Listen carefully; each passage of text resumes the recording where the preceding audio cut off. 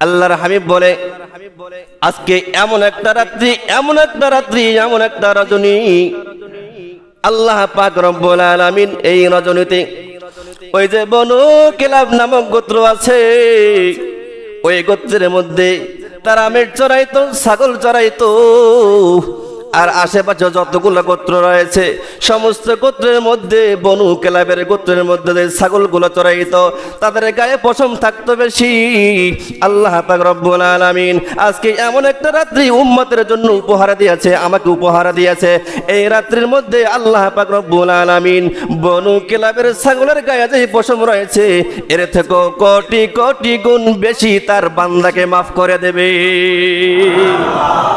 সেই একটা রাত্রি আল্লাহ তাআলা আমাদেরকে উপহার দিয়েছে, আল্লাহ আমাদেরকে উপহার দিয়েছে। এজন্য খবরদার, আপনাদেরকে হাত জোর করে আমি বলবো, এই রাত্রিটা হেলায় খেলায় যেন নষ্ট না হয়। এই রাত্রিটা হেলায় খেলায় যেন নষ্ট না হয়। সারাটা বছর আমরা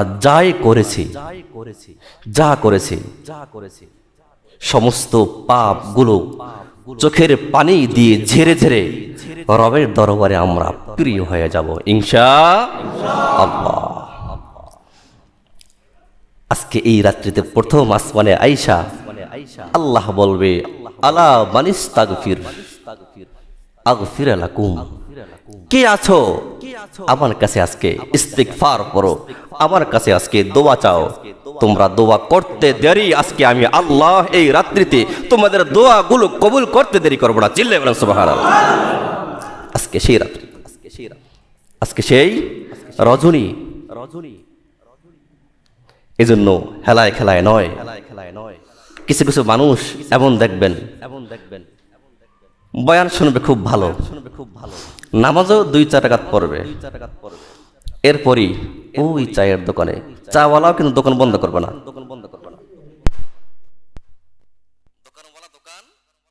বন্ধ করবে না। আজকে জানে এলাকার মানুষ সব একসাথে হবে, জানে মুসল্লিরা ঘুমে ধরবে, এজন্য চাচো খাইতে আইব, এজন্য আজকে দোকান তারা খোলা রাখবে। আল্লাহ না করুক এমন কপাল পোড়াও তো আজকের এই রাত্রিকালে থাকবে যারা চার উপরে সীমাবদ্ধ থাকবে না, অন্য অন্য নেশা দ্রব্যগুলো তারা আজকে চালাবে। ওয়াজিলাত কুলুবুহুম, এদের কলবগুলো অন্ধকার, এদের কলবগুলো আল্লাহ মোহর মেরে দিয়েছে। সূরা বাকারার মধ্যে আল্লাহ তাআলা বলেন, কিছু কিছু মানুষগুলোর কলব আমি যারা দেখেছে এখানে এসে বা বিভিন্ন জায়গায় এমন থাকে কিছু মানুষ, আপনি যত বুঝাবেন এরা বুঝবো না। আমি তো গত জুমাতেও বলছি, যদি আপনারা বলেন যে হুজুর পাটা ধরে নামাজ পড়বো, পাটা আগায়া দেন, আমি পা ধরতে রাজি আছি। এরপরেও যদি আমার পা ধরার কারণে একজন ব্যক্তি নামাজি হয়ে যায়, আমি মনে করবো আমার পা ধরাটা সার্থক হয়েছে।